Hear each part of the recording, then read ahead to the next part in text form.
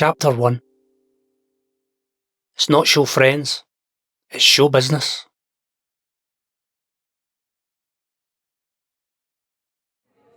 It should have been one of the biggest nights of my life. Another sellout performance of singing I'm No a Billy, He's a Tim. And for the first time, all my family were supposed to be there, including my dad, who I hadn't seen for over 30 years. I'd just come off stage from playing to a packed house of more than 3,000 people at the Scottish Exhibition and Conference Centre in Glasgow. The SECC is one of the top venues in the country, played by everyone including UB40, Simply Red, the Rolling Stones, Tina Turner, David Bowie and Rod Stewart. The adrenaline was still coursing through my veins. The laughter and applause were echoing in my ears. I'd just taken 3 curtain calls with a standing ovation and cheers of more, and encore. I was on one of the biggest highs of my life. Upstairs, in a private room, my long-term girlfriend and future wife Karen and her parents were waiting with my mother, brother and my father's new family, including 3 sisters and a younger brother I'd never met. They'd all been invited by me to watch the show. It was the family reunion I'd been praying for since I was a kid, and they were all there to celebrate with me. I knew it was going to be a night to remember, and I was right. Just before heading to the party, I took time to have a chat with Des Dillon, the author of the play I'd just performed, and a man I looked up to as a friend, mentor and almost surrogate father figure. I often used to call Des at the end of a performance to tell him how well the show had gone, but this night was different. It was one of the biggest audiences we'd ever played, and Des had been in the audience, which made it even more special. As we were packing up the set and loading into the van, Des came up on the stage and he said he had something to tell me. The adrenaline was still pumping through my veins, and I was eager to get his reaction to the performance, which had gone exceptionally well. I thought Des would be pleased, and I was right. In fact, he was so pleased, he told me he was pulling the plug and taking the show away from me. Suddenly, instead of being upstairs with my family and celebrating the pinnacle of my success, I was alone in the lobby of the theatre, trying to get my head around the realisation that my world had just collapsed. Everything I had worked for over the previous 5 years, along with all my dreams and ambitions for the show, were vanishing in the blink of an eye. After 5 years, Des was exercising his right to take back his play. He was perfectly entitled to do this. After all, we didn't have a long-term written contract. I could hear Des talking, but the words weren't making much sense. He was calmly explaining why he wanted to take back control of the show, but my thoughts and my heart were racing. Flashes of memories assailed my brain. I remembered the day I discovered the play during a visit to the library, and my excitement of realising it was something I could relate to, and of rushing home to rehearse it with friends in my 10-foot by 9-foot bedroom. I thought of the nights I'd spent stacking shelves in a supermarket to raise money for market materials, of trudging round pubs, begging them to let me put on shows and run down back rooms to a handful of people. The hours I spent building up interest with major theatres, of walking mile after mile to push flyers through letterboxes in towns all over Scotland to get ordinary folk to come and see the show. It was more than a play to me. It was what made me get up in the morning. It helped me win the stage best actor for my performance at the Edinburgh Fringe Festival.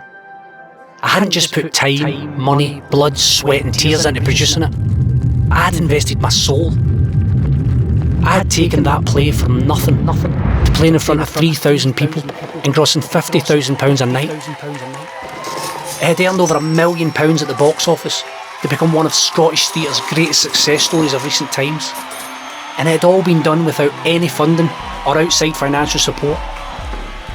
Now, in a conversation lasting less than a few minutes, everything I had worked for over the past 5 years was finished. What was I going to tell Karen? What was I going to tell the rest of my family? They were all waiting upstairs in a private bar, celebrating a success which, at this precise instant, now felt more like a failure. I'm not sure I've ever felt as rejected and devastated as I did at that moment. Now I understood completely the saying, it's not show friends, it's show business.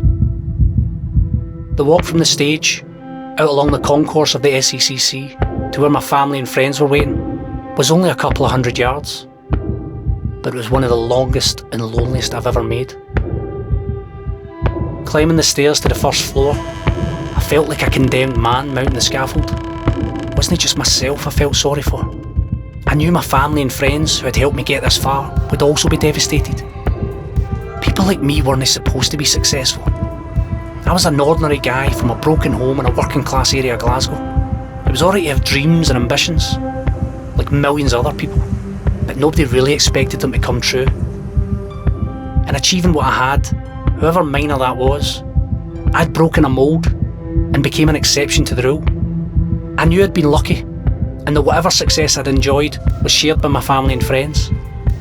I'd gone from working in a shop on minimum wage to earning enough money to be able to pay off my mum's mortgage, settle all her debts, and the plan was to set up home with Karen. My dad used to play in bands with dreams of making it big that were never realised. My mum wrote poetry but was too shy to share it or get it published. Here I was, standing on a stage getting applause from thousands of people, and I knew they were proud of me. In a small way, I hoped they could experience a little of their own dreams through me. How was I going to tell them it was over? As I approached the door to the room, I could hear the sound of chatter and laughter, but my heart was heavy. I couldn't say anything now. I had to keep the news to myself for a little longer and not spoil the party. As my hand reached the door handle, I took a deep breath and said to myself, "It's showtime." And I walked into the room with the biggest smile possible, with my arms wide like I was making a grand stage entrance. For the rest of the evening, I laughed and joked with everyone as if nothing was wrong. All the time there was a sickening feeling in the pit of my stomach and a lump in my throat. I may have been surrounded by people, but I felt very much alone. Now I realise it was probably the best performance I've ever given, and one that changed my life. Somewhere, from deep within my subconscious, the lyrics of a song of the old Broadway musical Seesaw kept getting louder and louder in my head. It's not where you start, it's where you finish. It's not how you go, it's how you land. 100 to 1 shot, they call him a klutz. Can't outrun the favourite, all he needs is the guts. Your final return will not diminish, and you can be the cream of the crop.